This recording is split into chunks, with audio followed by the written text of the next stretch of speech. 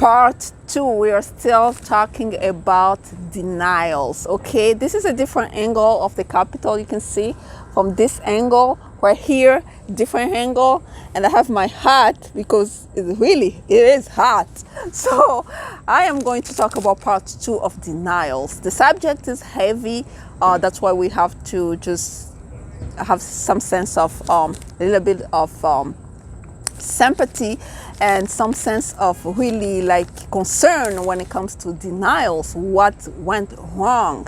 Okay, and we are going to talk about part 2 when it comes to employment base. Remember, there are a lot of issues when it comes to denial, but I am just limiting myself on the subject that I've seen currently when it comes to denial, the questions that have been asked, some of the petitions really coming from my office directly, and some of the petitions coming from some other people's offices, and then they got referred back to me, and we're working through it and see what is the best possible course of action to take after a denial. Bijoux.ngwanda here, immigration lawyer in the DC metropolitan area. If you're new to my channel, please go ahead and subscribe. If you're not new, welcome back. Thank you for subscribing, and please don't forget to hit the notification bell so you don't miss any of my videos. If you enjoy the content, please go ahead and share, like, and don't forget to comment below.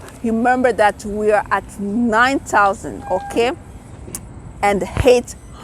We're only missing 200 to get to the 10,000 subscribers, and I've been telling you guys, once we get to the 10,000 subscribers, I am gonna be live 2 days in a row, live answering those questions, tackling those questions until we get to the bottom of this immigration topic. Let's get right into it. Employment based denials. How can you possibly move forward? Some people call and ask, H-1B visa, I have not been selected.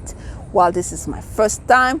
Well, this is my second time. This is my third time. This is my, I don't know. I haven't been selected for the lottery, or the employer is willing to petition for me, but I haven't been selected. What can I possibly do, Bijoux? Well, what you can try to do is to move in a different direction, trying to find an organization that is tax exempt. While those non-profit organization tax exempt, while those entity can sponsor you bypassing the lottery procedures, really, without going to the lottery procedures. So that's one way. Another way is to try to find an organization like, well, a non-profit like a church.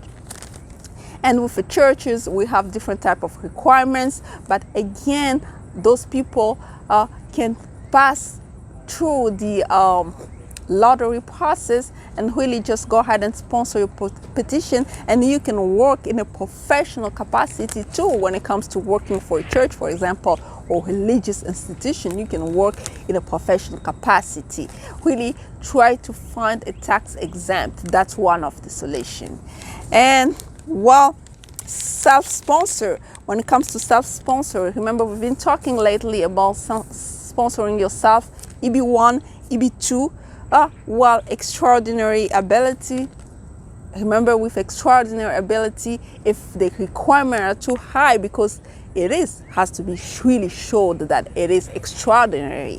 While let's say you have won an Oscar, an award, well known internationally or locally. If it's a national award, then you have to have additional things, at least 3 different criteria. Membership in an honor society, being able to command a higher salary. Those are among other criteria. The list is long, 10 of them, but you can show at least 3. But let's say the extraordinary ability, you really cannot make it through that petition. While you draw below, you go to EB2, national interest waiver type of petition, and those 2 you can make your way. While the one thing that really prevents people from making their way is when they cannot really show that the remember, one of the requirements, well, the easiest one, it says advanced degree Or let's say you have a bachelor with 5 years of experience. That's the easiest requirement. Anybody can have a master's degree. Anybody can have a bachelor and 5 years of solid experience. But when we draw below the line and look at this other requirement, especially when they talk about substantial merit, really it says that it has to be has to have substantial merit, the type of job that you do, and then it is for the best interest of the government to waive that labor certification. How do you do it when it comes to entrepreneurs? Because the way the test is set, really sometimes entrepreneurs are left out. They can't really show, because when it comes to researcher, they can show their research. PhD, they can show that they've done research, they've published books, they've done this. But entrepreneurs, sometimes they have difficulty meeting that third or second requirement. Well, you can do it. Well, let's say, for example, you have a consulting business, okay? You have a consulting business, and the purpose of the business is to pretty much direct jobs to veterans. Remember, when veterans come back from the war, some people, they go through the government way, and it's sometimes difficult even for them to get benefits. But if you have a consulting agency trying to target those veterans and trying to offer them jobs or connect them with jobs, of course, you're helping the American government. That's what they mean by best interest of the government, to waive that labor certification. Let's say the job that you do, you really help low-income family.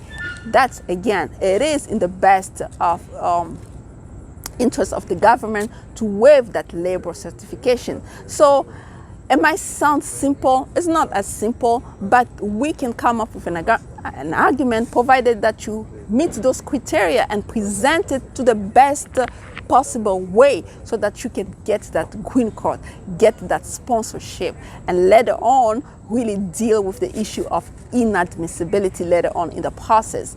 But remember, once you get that approved, it's one way to go. Even if it requires you to get outside of the US, well, again, there is a solution. Then you apply for the temporary unlawful presence waiver, and then do the consular processing.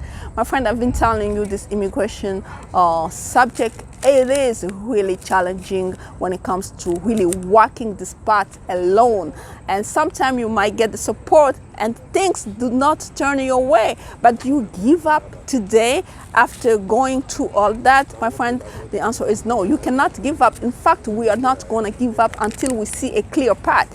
We're not going to give up until we break it down. We strategize and come up with different strategy, because Congress, as you can see, they haven't acted yet. They have to do it, but they have not done so. So we are here because we want to provide a personalized solution. If you can call my office, 202-751-2180. Email on display. Consultation fees apply as usual. Until next time, bye-bye.